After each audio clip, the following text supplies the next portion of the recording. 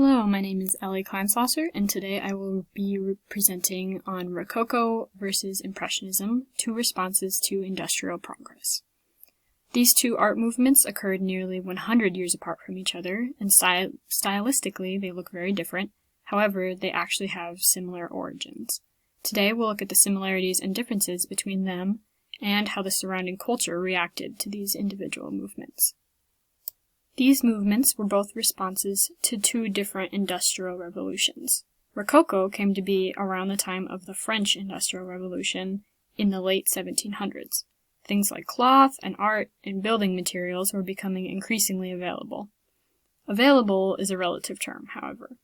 While the 1800s Industrial Revolution opened up opportunities for the European commoners, the French elite were the ones who benefited from this revolution. After the death of Louis XIV in 1715, the upper class started to move away from the royals and began to create little palaces within their own homes. The term Rococo actually began as a way to describe a style of interior design that was sort of known for being over the top, like you can see here in this room. This is a pretty classic Rococo room. Rooms such as this were known as salons and were used to host parties for intellect and conversation and displaying wealth.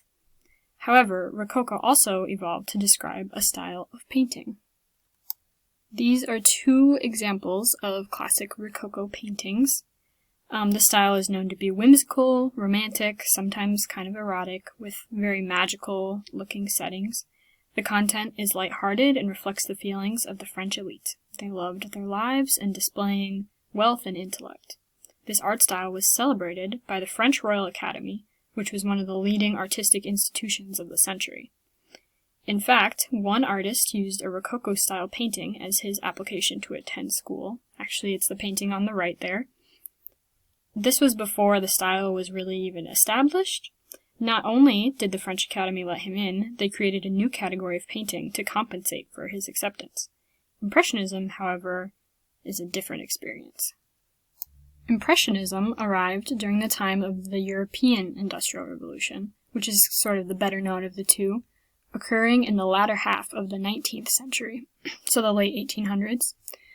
With this Industrial Revolution came manufacturing, mass production, pollution, steel, and a large migration from rural European towns to booming cities. Impressionists painted en plein air, which is to say outdoors. This style of rapid painting was also made possible by the Industrial Revolution, as paint was now available in pre-mixed tubes, so artists didn't have to take time to create their own pigments. This movement reflected the feeling of Europe at the time: fast-paced, hazy, and more accessible than ever. This art movement, however, was not greeted with the enthusiasm that Rococo received by the French Academy.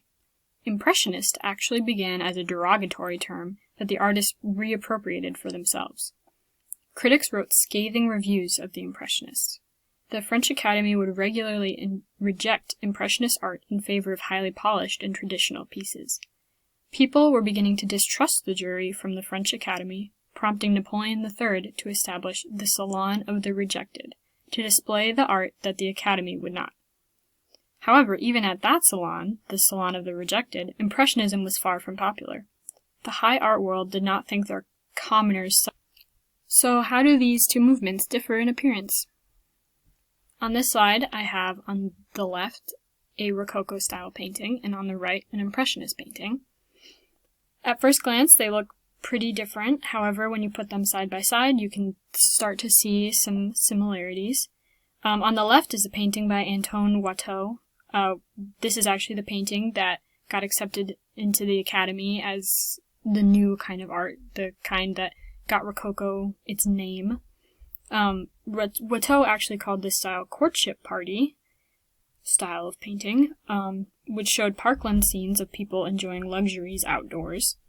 And then on the right, there's an impressionistic painting by Sisley, outdoors in a countryside with some subjects kind of enjoying a day on the river. You can see there's a couple sitting under the bridge, there's some people on a boat.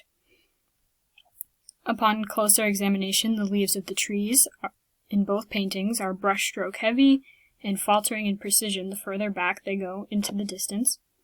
Sisley's figures are definitely vaguer, but both paintings appear to show young lovers enjoying their time together. The line on both paintings give them the feeling of a lot of movement. In content, they aren't very different, and both were new ways of painting in their time.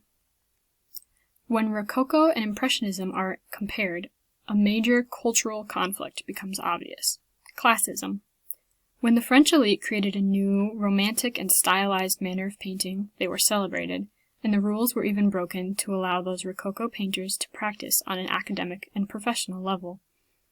When the Impressionists revolutionized on-scene painting, taking advantage of the supplies now available due to industrial progress, they were ridiculed and rejected for years. Impressionism is painting for the masses. Rococo is painting for the privileged. These movements reflected the culture of their time periods, but were received very differently because the priorities of the people are different from the priorities of those in charge. In the long run, Impressionism has overtaken Rococo by a landslide in terms of public knowledge. Names like Van Gogh and Monet are household. I would wager most people don't know the name Watteau. Rococo turned into just another style of painting realistically classical art, while Impressionism developed far beyond that into emotion and feeling and relatability. Impressionism paved the way for art to continue advancing. If they hadn't pushed past their critics, I imagine art would not be as diverse as it is today. Thank you so much for tuning in, and here are the images used in my presentation.